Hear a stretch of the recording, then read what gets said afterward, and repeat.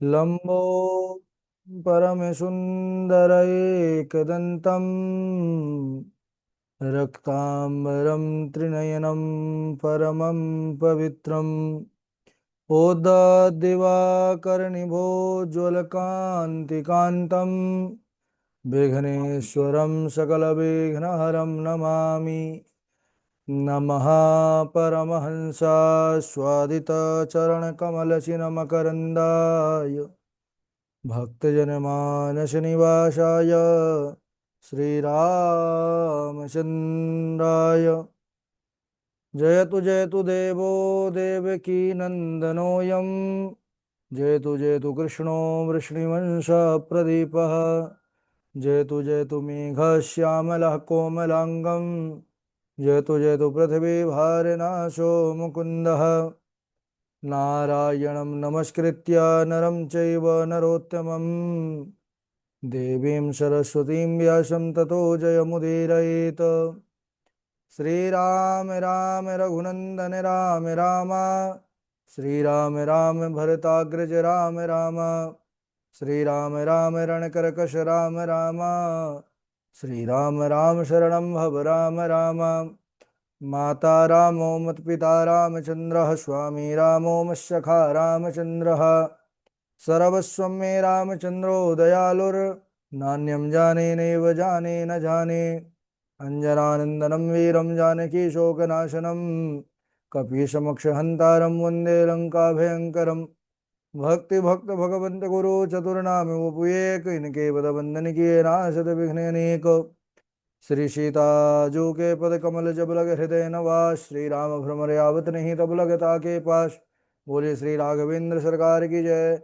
श्री सीता रामचंद्र भगवान की जय। रामायण श्री राम कथा की जय। गोस्वामी श्री तुलसीदास जी महाराज की जय। परम मंगलमय परात्पर अखिलेश्वर अचिंत कल्याण गुणगण निधान सर्वेश्वर सर्वाधिपति श्रेष्ठ आचरणवान प्रजा के सुखदाता आनंद कंद भगवान श्री रामचंद्र कौशल्या आनंद वर्धन अवध नरेंद्र नंदन श्री रघुनंदन विदेह वन सबई जयंती जनक नरेंद्र नंदनी भास्वती जगदीश्वरी माँ सुनैना की आंखों की पुतलिका विदेह जा जनकाधिराज तनया जनक राज किशोरी वैदेही मैथिली श्री राम प्राण वल्लभा श्री जानकी जी। इन दोनों युगल सरकार के पावन चरणारविंदों पर श्री सीतारामचंद्र भगवान के पावन चरण कमलों पर कोटशाह नमन नतमस्तक वंदन एवं अभिनंदन। तीनों मैया चारों भैयाओं के चरणों में कोटि कोटि प्रणति। अनंत बलवंत गुणवंत श्री हनुमान जी महाराज के पावन चरण कमलों पर कोटि कोटि प्रणाम। समस्त भूतादि कसी राम मैं सब जग जानी करहूँ प्रणाम जोर जुग पानी। सज्जनों, हम सबका परम सौभाग्य की श्री राम कथा की तैयारी का पावन विचार संकल्प लेकर के एक स्थान पर एक साथ जुड़कर इस पावन कथा की तैयारी कर रहे हैं।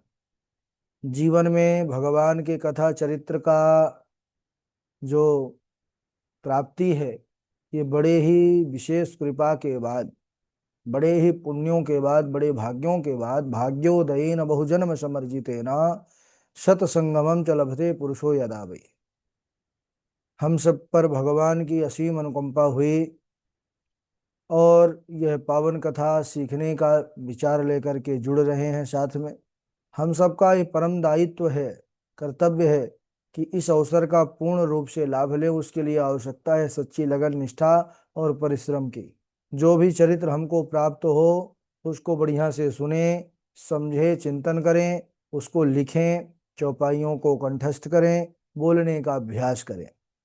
तो ये क्रम आपको नित्य प्रति करना है। ये कथा की तैयारी कोई 2 दिन का 4 दिन का विषय नहीं है, ये सालों की तपस्या होती है सज्जनों। और हमें विश्वास है कि आप सब बड़ी तन्मयता के साथ लगे हैं। ये एक तपस्या है, ये कोई जादू नहीं है ना। कोई ऐसा 4 दिन का कोई ऐसा सेशन नहीं है कि उसको ले लिए और आ गया। ये तपस्या, यानी जो एक कथावाचक होता है वो तपस्वी ही होता है। हर प्रकार से आसन, नियम, ये सब, भक्ति भाव, बैठने का अभ्यास, बोलने का कौशल, भगवान की भक्ति, जब अंदर भक्ति होगी तभी भाव निकलेगा। तो आप सब बढ़िया से तपस्या करते हुए एकदम सतत प्रयत्नशील रहिए, मेहनत करते रहिए। ये हमारा विश्वास है। श्री सीतारामचंद्र भगवान इतने करुणा के सागर हैं। जिसने भी उनका भजन किया है, जिसने भी उनको भजा है, वो हमेशा प्रसन्न हुआ है। जिसने सच्ची निष्ठा के साथ उनका जीवन में चिंतन किया है, उसके सोच से कहीं बहुत ज्यादा उसको प्राप्त हुआ है।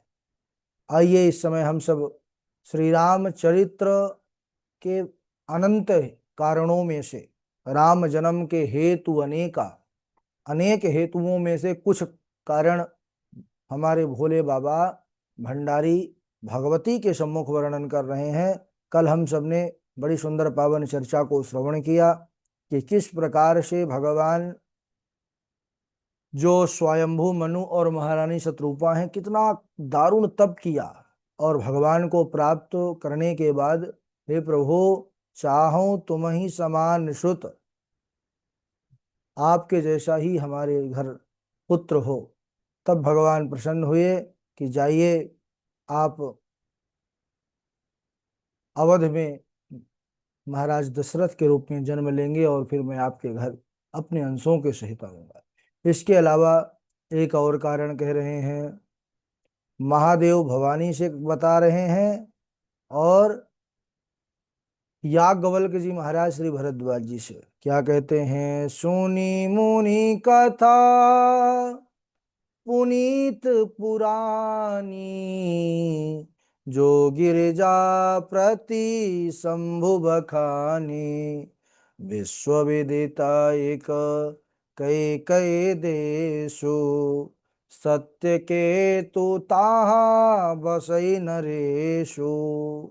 यह वही कथा है जो पहले, जो गिरिजा प्रति शंभु बखानी, जो गिरिजा यानी गिरि यानी पर्वत से प्रकट होने वाली पर पर्वत पुत्री पार्वती, उनको यह कथा सुना रहे हैं। संसार में प्रसिद्ध विश्व विदित एक कई कई देशों, कई कई देश में सत्यकेतु नाम के राजा रहा करते थे। बोले वह राजा कोई साधारण राजा नहीं, बोले धर्म धुरंधर थे, बड़े ज्ञानी और बड़े जो है सज्जन थे।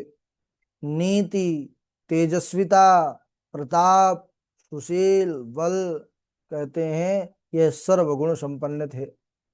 इनके दो बड़े ही श्रेष्ठ पुत्र, वह भी बड़े वीर और उनके ही समान गुणों में भंडार थे। नाम क्या था दोनों का? एक का नाम था प्रताप भानु, दूसरे का नाम था अरिमर्दन। ये दोनों भाइयों में बड़ा प्रेम था। राजा सत्यकेतु ने अपने जेठ पुत्र प्रताप भानु को राज्य दे करके स्वयं भगवान का भजन करने के लिए वन में चले गए। अब राजा प्रताप भानु भी अपने पिता के समान ही धर्म पूर्वक अपने प्रजा का पालन करने लगे। उनके राज्य में पाप का लेश मात्र भी नहीं था। अपने प्रजाजनों को पुत्रों के समान उनका ख्याल रखना, और इनका एक बड़ा समझदार मंत्री जिसका नाम था धर्म रुचि, धर्म रुचि यथा नाम तथा गुण, धर्म में ही जो सदैव संलग्न रहे उसका नाम धर्म रुचि है। नीति जानने में तो ये शुक्र के समान था। राजा अपनी भुजाओं के बल से सातों द्वीपों को वश में कर लिया, 7 द्वीपों का राजा बन गए। कहते हैं कि इतना ही नहीं, धर्म धुरंधर भी थे। वेद पुराणों में जहां एक एक बार यज्ञ करने को कहा गया है, वहां इन राजा ने, प्रताप भानु ने सहस्त्र सहस्त्र बार उन यज्ञों को संपन्न किया। ऐसा इनका यश। एक बार यही राजा प्रताप भानु अपने अश्व पर सवार होकर के विचरण करते हुए वन में गए। वहां पर शिकार खेलते हुए विंध्याचल के घने वन पर यह भटक गए। और भटकाया कौन? कहते हैं कि एक शूकर, एक असुर जो था, वह शूकर का रूप धारण कर लिया और राजा के सम्मुख आकर के वह तरह तरह से जो है उनको भटकाने लगा। अब राजा घने वन में प्रवेश कर गया, शूकर तो मिला नहीं। राजा पछताते हुए लौटने लगे। पर वह जो वन का रास्ता था वह भी उनके लिए नया था। भूख प्यास से व्याकुल भी थे, तो सोचे कि शायद जल का कोई स्थान दिखे तो मैं अपनी प्यास बुझाऊं। लेकिन उनको कहीं पर ऐसा कोई झरना और नदी वहां पर नहीं मिला। एक देखते हैं कि कोई आश्रम, कोई महात्मा की कुटिया दिख रही है। तो राजा प्रताप भानु उसी कुटिया की तरफ जाने लगे। अच्छा, कोई वह कुटिया नहीं थी, वह सब माया। एक राजा था जो कपट से मुनि का वेश धारण करके वहां रहा करता था। लेकिन राजा प्रताप भानु नहीं पहचान पाए। अच्छा, वह वही राजा था जिसको राजा प्रताप भानु ने जीत लिया था, जिसका राज्य छीन लिया था। और वह वहां से समर से, युद्ध भूमि से भाग करके यहीं पर भेष बदल करके साधु महात्मा का यहीं रहने लगा। तो महाराज प्रताप भानु सोचे कोई महामुनि है, तो आकर के प्रणाम किया। मुनि के पूछने पर कि भाई आप कौन हैं, तो राजा प्रताप भानु ने अपना पूर्ण परिचय न देते हुए कहा कि मैं प्रताप भानु का मंत्री हूं। जबकि राजा जो मुनि था वो तो छद्म वेश धारण करके मुनि का बैठा हुआ था, वो जानता था कि ये राजा प्रताप भानु ही है। तो उसने कहा कि देखो, तुम्हारा नगर यहाँ से थोड़ा दूर है, तुम ऐसा करो कि रात्रि को मत जाओ, भयानक जंगल है, और सुबह होते ही तुम चले जाना।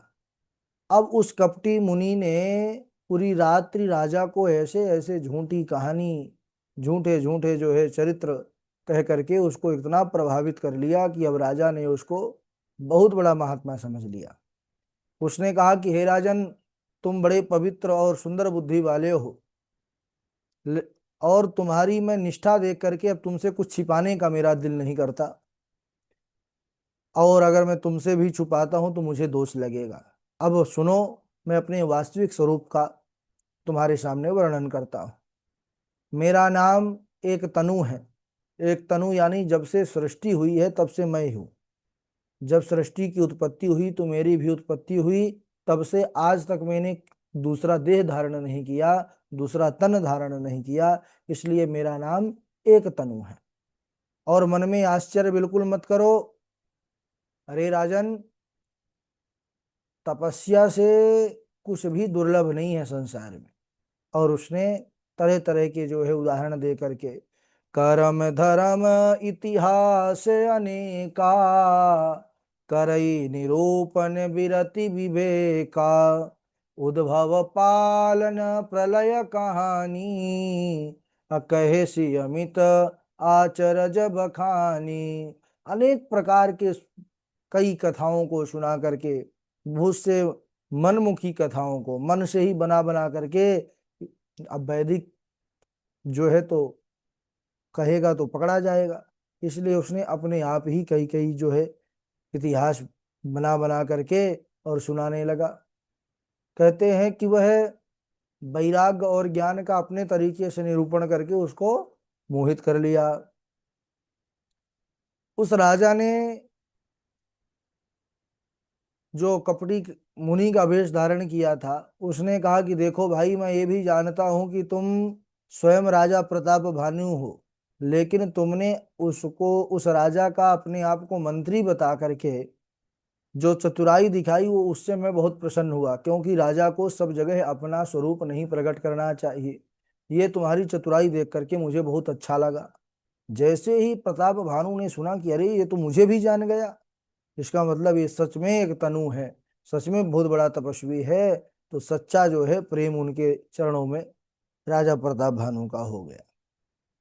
अब तो इतना ही नहीं, बोला कि मैं जानता हूँ तुम्हारा नाम तो प्रताप भानु है, तुम्हारे पिता जो महाराज सत्यकेतु, ये भी बड़े प्रजापालक थे। हे राजन, गुरु कृपा से मैं सब जानता हूँ, पर अपनी हानि समझ करके कहता नहीं हूँ, क्योंकि गुरु ने सब जगह पर अपना प्रभाव प्रकट करने के लिए मुझे मना किया है। अब मैं तुमसे इतना प्रसन्न हूं तुम्हारी भक्ति से, तो राजन, जो तुम चाहो मुझसे मांग लो। राजा प्रताप भानु ने सोचा कि ये सचमुच कोई बहुत बड़े तपस्वी हैं, तो उसने अपनी मांग रखा उस कपटी राजा के सामने कि सुनिए, जरा मरण दुख रहित तनु समर जितै जनिको, एक छत्र रिपुहीन महे राज कलप सत हो। मेरी आयु अनंत कालों तक रहे, वृद्धावस्था मुझे छुए नहीं, मृत्यु ना आए और जीवन दुख रहित हो, मुझे युद्ध में कोई जीत ना सके, पृथ्वी पर मेरा 100 कल्प तक एक छत्र अकंटक राज्य हो।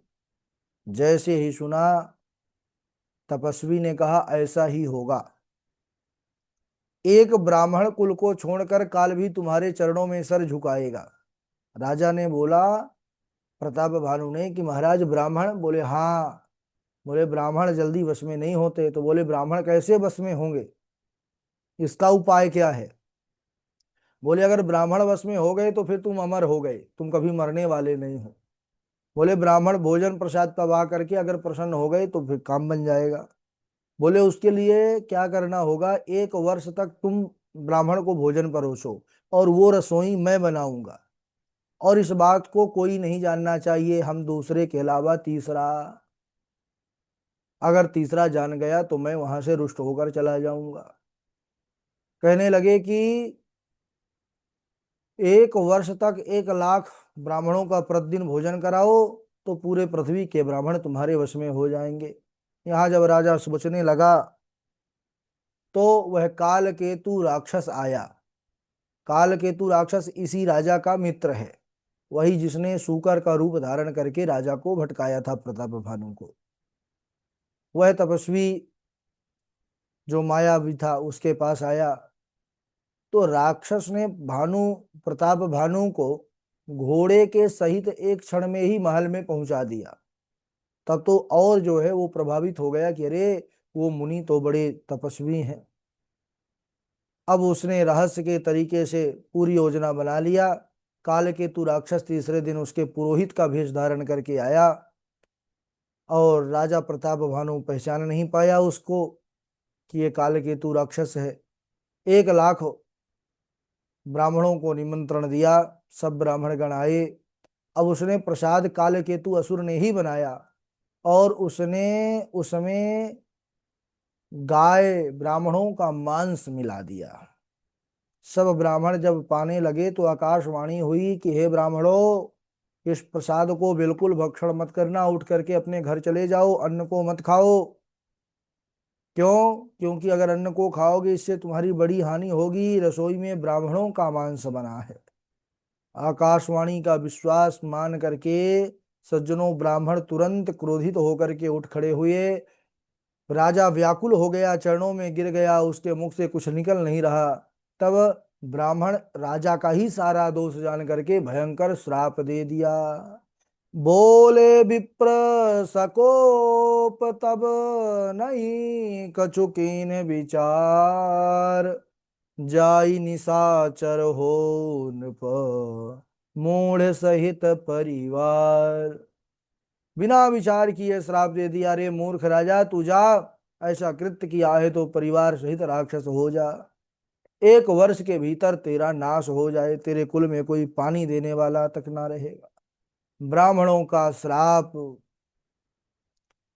श्राप देने के बाद पुनः एक बार आकाशवाणी हुई कि हे ब्राह्मणों, आपने बिना विचार किए ही राजा को श्राप दे दिया, इसमें राजा का कोई दोष नहीं है। राजा व्याकुल होकर के पृथ्वी पर गिर पड़ा।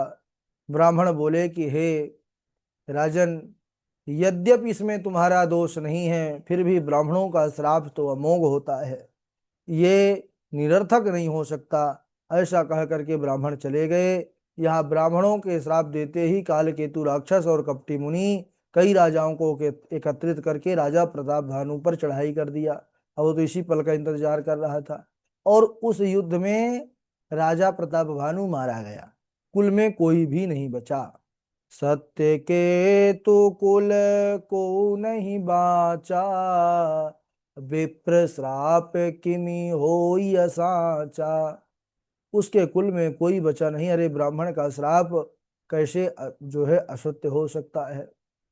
याज्ञवल्क्य जी कहते हैं कि हे भरद्वाज जी सुनिए, विधाता जब जिसके विपरीत हो जाते हैं तो कहते हैं उसके लिए धूल भी सुमेरु पर्वत बन जाता है, उसका पिता यमराज के समान हो जाता है, और रस्सी भी उसके लिए सांप समान हो जाती है। तो सब क्या है, ये जीवन में अनुकूलता और प्रतिकूलता के ऊपर निर्भर करता है। भगवान जिसके ऊपर प्रतिकूल हो गए तो उसका तो निश्चित ही संहार होता है। याज्ञवल्क जी कहते हैं कि हे मुनि सुनो, समय पाकर के वही राजा समाज सहित राक्षस हुआ, 10 सर और 20 भुजाओं वाला वही रावण बना। उसका छोटा भाई जो अरिमर्दन था वह इस जन्म में भी उसके साथ राक्षस उसका भाई बना, और उसका नाम हुआ कुंभकर्ण। और उसका जो धर्म रुचि नाम का मंत्री था, जो बड़ा बुद्धिमान था, वह इस जन्म में भी उसका भाई बना। और सौतेला भाई जिसका नाम था विभीषण, और वहां भी उसकी धर्म में रुचि थी, यहाँ भी उसकी धर्म में रुचि थी। तो राजा के जो बहुत से बेटे थे, परिवार था, यहाँ भी बहुत बड़ा परिवार हुआ रावण के। फिर भी कहते हैं कि जो राक्षस कुल का प्रभाव है, उसके प्रभाव से वो भयंकर जो है धर्म विरोधी हुए। यद्यपि वह अच्छे पुलस्त ऋषि के कुल में उत्पन्न हुए, निर्मल कुल था, फिर भी जो ब्राह्मणों का श्राप, उसके प्रभाव से पाप रूप ही वह पैदा हुए। तीनों भाइयों ने बड़ा उग्र तप किया, और इनका दारुण तप देख करके ब्रह्मा जी आए पास में, कहा कि मैं प्रसन्न हूं, वरदान मांगो। तो रावण ब्रह्मा जी के चरण पकड़ करके कहा कि करि बिनती पद गही 10 सीसा, बोल्यऊ वचन सुनहु जगदीसा, हम काहू के मरहि न मारे, बानर मनुज जाति दुई बारे। पहले तो प्रणाम करके बोला अमर कर दीजिए। ब्रह्मा ने कहा हम ही अमर नहीं है, तो हम तुमको कहाँ से अमर करेंगे, हम जा रहे हैं, अब तुम दूसरे भगवान को पुकारो जो तुमको अमर करे। रावण ने कहा रे महाराज, नाराज मत होइए, सुनिए तो, हम थोड़ा संशोधन कर रहे हैं वरदान मांगने में। बोले क्या? बोले हम काहू के मरही न मारे, बानर मनुज जाति दुई बारे। बानर और मनुष्य, इन दोनों को हम तो भाजी मूली समझते हैं, इनको खाते हैं, तो इन दोनों को छोड़ करके हमको कोई ना मार सके। तो ब्रह्मा जी ने कहा तथास्तु। अब इसके बाद ब्रह्मा जी कुंभकर्ण के पास गए, उसको देख करके मन में बड़ा आश्चर्य हुआ कि अगर यह है, क्योंकि कुंभकर्ण बहुत ज्यादा भैंसों को, दुनिया का जीव जंतुओं को मार के खाता था। उन्होंने सोचा कि अगर ये प्रतिदिन इस प्रकार आहार लेगा तो संसार उजड़ जाएगा। तो सरस्वती को प्रेरित करके उसकी बुद्धि फेर दिया। उसने कहा 6 महीने मैं जो है तो सोऊं। ब्रह्मा जी इसके बाद विभीषण जी के पास आए और उनसे बोला कि क्या चाहिए। तब विभीषण जी ने भगवान के चरण कमलों में निष्काम भक्ति, उनके चरणों में अनन्य प्रेम मांगा। इस प्रकार ब्रह्मा जी हर्षित होकर तीनों को वरदान दे करके अपने यहाँ आ गए, और यहाँ मैं दानव अपनी बेटी मंदोदरी को ला करके रावण को दिया है। रावण का विवाह मंदोदरी के साथ हुआ, और फिर दोनों भाइयों का विवाह कुंभकर्ण का वज्रज्वाल से और विभीषण का शर्मा से। और इसके बाद समुद्र के बीच में त्रिकूटु नामक पर्वत पर ब्रह्मा जी का बनाया हुआ जो बड़ा सुंदर भारी महल था, जिसको लंका कहते हैं, ये रावण को प्राप्त हुआ, क्योंकि असुरों का जो राजा होता था उस लंका नगरी पर उसका राज्य होता था। इसके बाद कैसे इसने अत्याचार किया, इसका कितना ज्यादा धर्म विरोध, वेद विरोधी इसका वृत्तांत हम अगले दिवस, समय हो चुका है, आज यही तक, चौपाई भी काफ़ी हो गई हैं। इसको आप लोग अच्छे से तैयार करिए, अच्छे से इनको कंठस्थ करिए, अच्छे से चिंतन कीजिए। जितना ज़्यादा से ज़्यादा आप लोग समय देंगे उतना अच्छी कथा तैयार होगी। भाव के सहित इसको बढ़िया से तैयार कीजिए। आइए, जो पिछले दिनों में आपने तैयार किया होगा तो उसको बारी बारी से सुनाइए। सबसे पहले जयदीप द्विवेदी हैं, फिर तृष्णा जी हैं, इंदु पराशर जी हैं, और नितेश त्रिपाठी जी हैं, नीरजा तिवारी जी हैं, मोनिका झा जी हैं, सची तिवारी जी हैं, हर्षिता जी हैं, कृष्णा जी हैं, और अभिषेक जी भी जुड़े हुए हैं। चलिए, जय द्विवेदी जी सुनाइए। जय द्विवेदी व्यस्त हैं? तृष्णा जी आप सुनाइए। राधे राधे मुझे। राधे राधे। देखी प्रीति सुनी बचन मोले, एवमस्तु करुणा निधि बोले। आप सरिस खोजो कहि जाई, द्रुपद वतनय भूप में आई। राधे राधे। ठीक है। सुनाइए। इंदु पराशर जी हैं और राधे नितेश राधे त्रिपाठी जी, जी हैं। प्रणाम। राधे राधे। तीरथ परम नैमिष विख्याता, अति पुनीत साधक सिद्धिदाता। बस ही तहाँ मुनि सिद्ध समाजा, ताहि हर्ष चलो मनुराजा। नील सरोरुह नील मणि, नील नीरधर श्याम।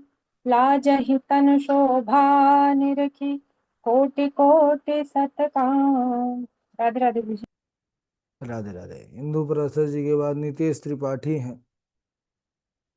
नितेश त्रिपाठी राधे सुना। राधे गुरु जी को। राधे राधे। मागु मागु बरुबे नवबानी, परम कबीर कृपा अमृत सान। नील सरोरु नीलमणि, नील नीरधर श्याम। लाजहि तन शोभा निरखी, कोटि कोटि सतकाम। राधे राधे। हाँ, नीरजा तिवारी जी हैं, मोनिका झा जी हैं, अभिषेक जी हैं। सती जो दशा शंभु के देखी, पुरुप जासन देहु विशेषी। असमन संचय भयउ अपारा, होई न हृदय प्रबोध प्रचारा। सोई मम इष्ट देव रघुवीरा, सेवत जाहि सदा मुनि धीरा। जैसे जाई मोह भ्रम भारी, करे सो जतन विवेक विचारी। जय श्री राम। बहुत अच्छा। मोनिका झा जी हैं, अभिषेक जी हैं। राधे राधे गुरु जी। राधे राधे। हरि अनंत हरि कथानंता, कहीं सुनहि बहु विधि बहु संता। रामचंद्र के चरित सुहाए, कलप कोटि लगी जाहि न गाए। स्वयंभू मनु और शतरूपा, जिनते भय नर सृष्टि अनूपा। दंपति धर्म आचरनीका, अजहु गाव श्रुति जिनके लीका। राधे राधे गुरु जी। बहुत अच्छा। अभिषेक जी आप सुनाइए। जय सिया राम जी। जय श्री राम। स्वयं भू मनो अरुषत रूपा, जिनते भय नर श्रेष्ठ अनुपा। दंपति धर्म आचरनीका, अजम गाव श्रुति जिनके लिखा। कोई न विषय विराट, पवन बसत भाजपन। हृदय बहुत दुख लाग, जन्म गयौ हरि भगति बिनु। तीरथ परम नैमिष विख्याता, अति पुनीत साधक सिद्धिदाता। बस ही तहा मुनि सिद्ध समाजा तहि हरसि चले मुनि राजा। जय श्री राम जी। मनु राजा, बहुत बढ़िया, अच्छा स्वर रहा आपका। और इनके बाद सची तिवारी हैं, उन्नति जी हैं। राधे राधे गुरु जी। राधे राधे। निसाहो मम शाप कृपाला, मम इच्छा कह दीन दयाला। मैं दुर्वचन कहे बहु तेरे, कह मुनि पाप मिटहि किम मेरे। जपहु जाई शंकर सतनामा, होहि हृदय तुरत विश्रामा। जय पर कृपा न करहि पुरारी, सो न पाव मुनि भगत हमारी। असुर धरी महि विचरहु जाई, अब न तुम्हारी माया निराई।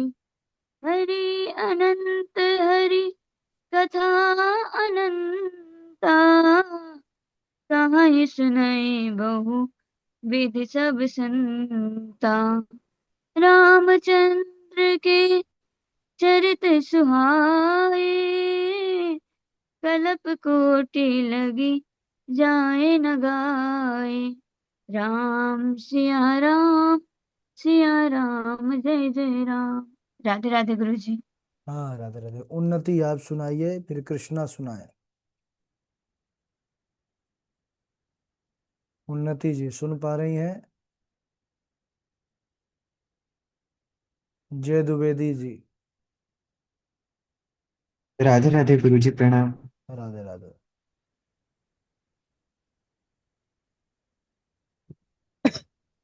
परकत अधर कोप मन माही, परकत अधर कोप मन माही। सदपि चले कमलापति पाही। देहं श्राप की मरिहं जाई, जगत मोरी उपहास कराई। मृषा हो मम श्राप कृपाला, मम इच्छा कह दीन दयाला। मैं दुर्वचन कहे बहु तेरे, कह मुनि पाप मिटहि किमि मेरे। जपहु जाई शंकर सतनामा, होवहि हृदय तुरत विश्रामा। जेहि पर कृपा न करहि पुरारी, सो न पाव मुनि भगति हमारी। असुर धरि मही बिचरहु जाई, अब न तुम्हि माया नियराई। हरि अनंत हरि कथा अनंता, कहीं सुनहि बहु विधि सब संता। रामचंद्र के चरित सुहाए, कल्प कोटि लगी जाहि न गाए। स्वायंभु मनु अरुषत रूपा, जिनते भई नर श्रेष्ठी।